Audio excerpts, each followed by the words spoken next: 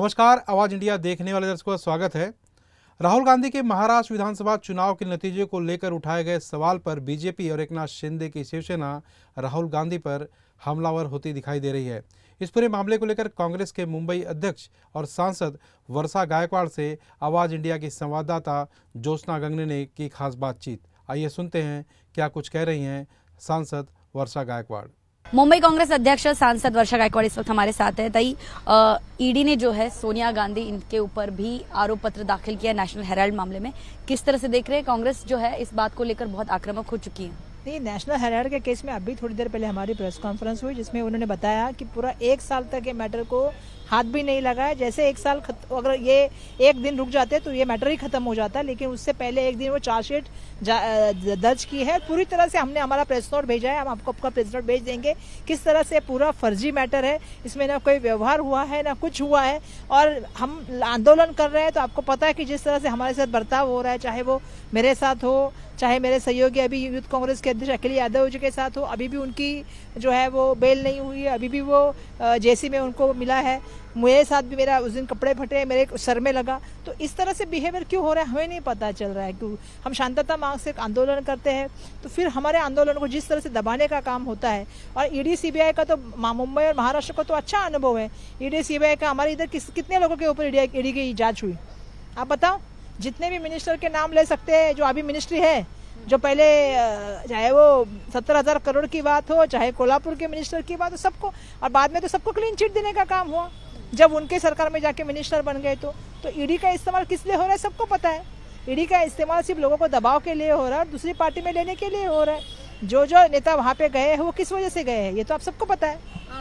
राहुल गांधी जो है विदेश की धरती पर जाकर महाराष्ट्र के विधानसभा चुनाव नतीजे के बारे में बात करते हैं, जिसकी वजह से देश की जो एक छवि है वो खराब होती है, जिस पर मुख्यमंत्री देवेंद्र फडणवीस ने राहुल गांधी की मंशा पर सवाल उठाए। नहीं, मुझे लगता है देवेंद्र फडणवीस जी ने राहुल गांधी जी के मंशा पे बात करने से पहले अपनी मंशा क्या है वो देखना चाहिए।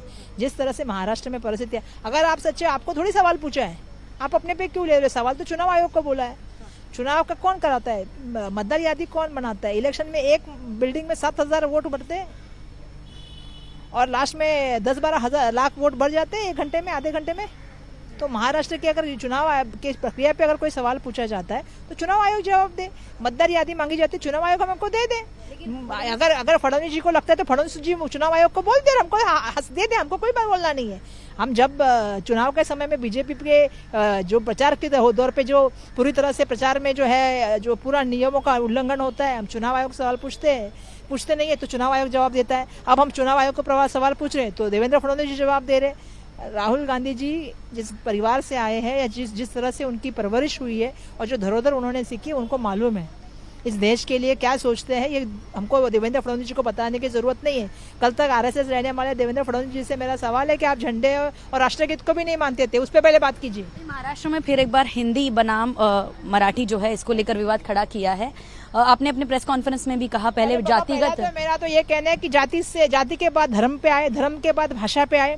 मराठी हमारी भाषा है, मराठी पे बारे में कोई बात करेगा तो हम बिल्कुल खपा के नहीं लेंगे, लेकिन सवाल है कि महाराष्ट्र के मूलभूत विषय पे भी चर्चा कीजिए ना।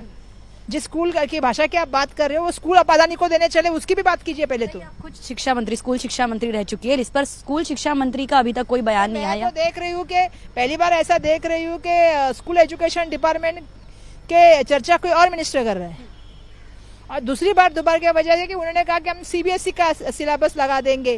फिर उन्होंने, मतलब मैं देख रही हूँ कि आप एक्सपेरिमेंट कर रहे हो। दीपक केसरकर जी ने भी एक्सपेरिमेंट किया। नुकसान भुगतना किसको पड़ रहा है? बच्चों को पड़ रहा है। आहिस्ता आहिस्ता आप सरकारी स्कूल बंद करा दोगे, आहिस्ता आहिस्ता जैसे आपने चंद्रपुर में शुरुआत की, आहिस्ता आहिस्ता स्कूल भी किसी बड़े उद्योगपति के पास, अदानी के पास चला जाएगा। और गरीब बच्चे कहाँ पढ़ेंगे? बच्चों के पढ़ाई के बारे में, स्कूल कैसे जाना है उसके बारे में कोई बात ही नहीं हो रही है। स्कूल का इंफ्रास्ट्रक्चर कैसे डेवलप करें? मुंबई महानगर पालिका का एक बड़ा आर्टिकल आया है कि स्कूल की अवस्था ऐसी है कि बाथरूम नहीं है, पानी नहीं है। अरे इतना बड़ा बजट है, सड़कों पे खर्चा किया है, सड़कें तो क्या अवस्था है तो मुझे बताने की जरूरत नहीं है मुंबई महानगर पालिका की। देखो ये होता है।